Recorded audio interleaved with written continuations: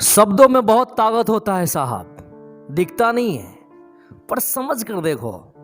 ये शब्द ही हैं जो आपको बना भी सकता है और बिगाड़ भी सकता है। इन शब्दों में ही सुख और दुख का रहस्य छिपा हुआ है। इन शब्दों से आप अपनी या किसी और की जिंदगी बना सकते हो और बर्बाद भी कर सकते हो। और ये शब्द इतना ताकतवर है कि आपको दुनिया भर की खुशी दे सकता है और पल भर में सारी खुशियों को छीन भी सकता है। ये शब्द आपके अच्छे से अच्छे रिश्तों को तोड़ सकता है और टूटे हुए रिश्तों को पल भर में जोड़ सकता है।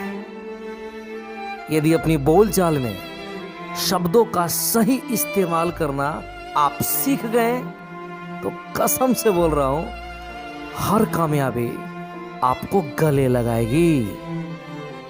पर यदि थोड़ा भी आपकी जुबान से शब्द फिसल गया, आपकी कामयाबी में भी दाग लग सकता है। साहब, शब्द केवल एक इंसान की जिंदगी नहीं बल्कि पूरा परिवार, समाज, यहां तक कि पूरे देश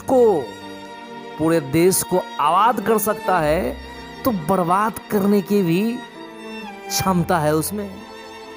बर्बाद करने में भी वक्त नहीं लगाता। शब्द इतना ताकतवर है। इसलिए जिंदगी में कुछ हासिल करना है तो ये जान लो, शब्दों से बड़ा हथियार आज तक नहीं बना। यह वो हथियार है जिसकी सहायता से हारी हुई जंग भी जीता जा सकता है। मोहम्मद गोरी, जिसे पृथ्वीराज चौहान जी कई बार हरा चुके थे, कई बार। और जब भी पृथ्वीराज चौहान जी मोहम्मद गोरी को मारने जाते, वह सिर्फ अपनी शब्दों की वजह से बच जाता था और अपनी शब्दों की वजह से ही वो अपना जान बचा लेता था।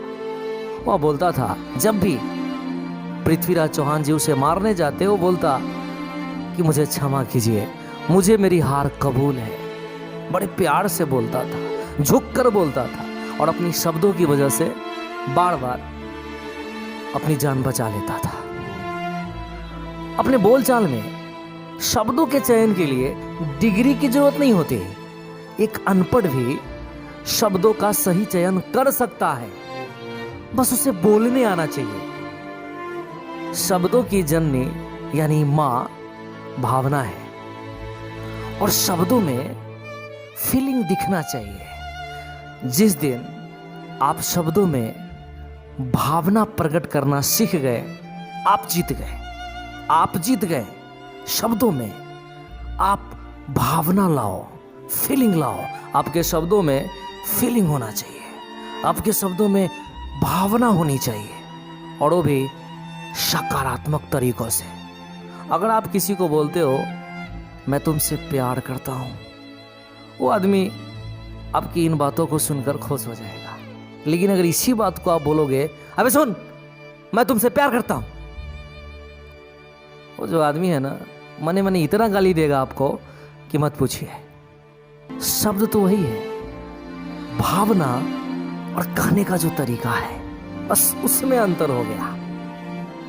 जिस दिन आप शब्दों के इस खेल को, शब्दों की इस चाल को, शब्दों की इस भावना को समझ गए, दुनिया आपके मुट्ठी में होगी।